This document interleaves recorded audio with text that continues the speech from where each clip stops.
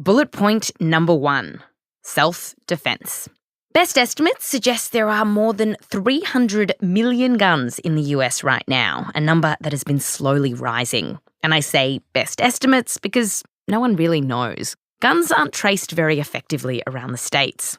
Still, a recent Pew survey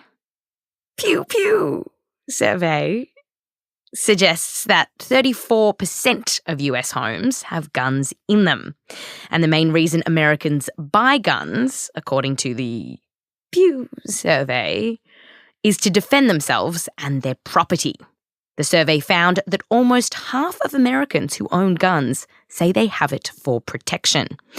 And this idea that you need a gun to protect yourself is promoted by the National Rifle Association. The only thing that stops a bad guy with a gun is a good guy with a gun. This is Wayne LaPierre, CEO of the NRA. He's speaking at a press conference. And when you hear your glass breaking at 3 a.m. and you call 911, you won't be able to pray hard enough for a gun in the hands of a good guy to get there fast enough to protect you. And Anthony Calandro, owner of Gun for Hire, he agrees with this. There's an old saying, when you need help in seconds, the police arrive in minutes. But if you're home alone, who's going to protect you? If two men were trying to break into your house, a firearm is the ultimate equalizer. Anthony says he's never had to use a gun to protect himself, but he likes the idea that he's ready if anything would happen. When I go to a restaurant, I sit with my back to the wall because I need to see who's coming in and out and watch everything because no one's sneaking up on me. Where did that begin? I have no idea. I think some people are born that way. And I was born that way. They say, what do they call it? Sheepdog? If you're born that way, you have that sheepdog mentality. It's just the way I am. But how many people in America will actually use their guns for self-defense? Well, there is one number that gets cited quite a bit in the media. There are 2.5 million defensive uses of guns every year. It's like 2.5 million. 2.5 million times a year. 2.5 million times. 2.5 million times last year, law-abiding citizens pulled guns in self-defense and saved lives. So let's take a closer look at this number. Where did it come from, and can we trust it? Let's start with the man responsible for it, Gary Kleck. He's a professor of criminology at Florida State University, and he's been writing about guns for decades. Do you own a gun yourself? I never answer that question. The reason being that people use it as an excuse for not thinking about the issues, but just judging what people have to say, and that's foolish.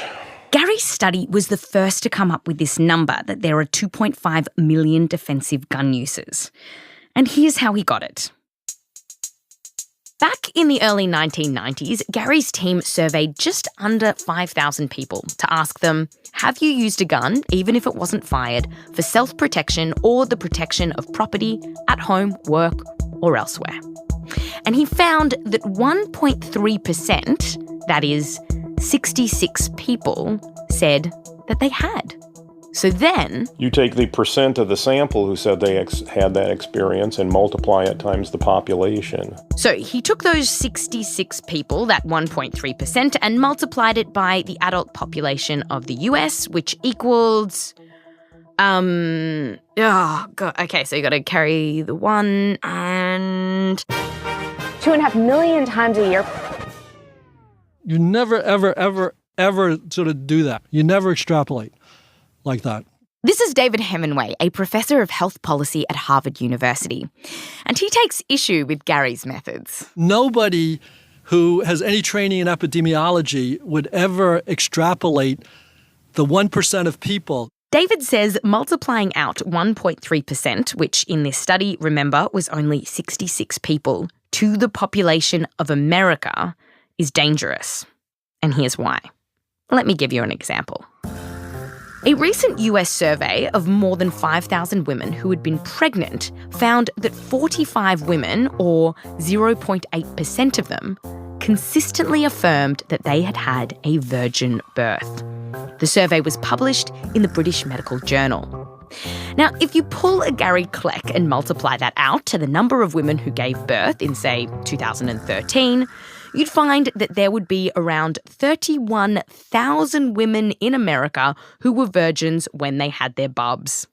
So, in just a decade, there might be 310,000 Jesus babies. Well, hallelujah! The point is, they were mistaken. They had sex and then they had babies. The other point is that when you're talking about very small percentages being multiplied out to very big populations, a few people being mistaken can lead to a very big wrong number, which is why no scientist would say that there were 31,000 virgin births in the US in 2013.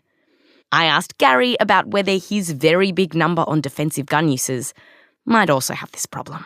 The percentage point is very small. So if you're a little bit off, then actually it's orders of magnitude that this figure could be wrong, right? Not if it's a little bit off. It could be orders of magnitude off if it's way off. But if it's, say, 1 percentage point off, this could be a problem. You can speculate anything if it were, but of course we don't have the slightest evidence to support that view, and we have ample evidence to contradict it, which is the results of the other surveys, which always indicate huge numbers of defensive gun uses. Yes, other surveys do exist, and yes, they have gotten similar figures, around 1%. But David Hemenway, who has actually done some of these surveys, says that just because you can replicate a result, it doesn't mean it's true. Why? Because sometimes people lie, leave stuff out, or just misremember, and they do it in the same pattern over and over again.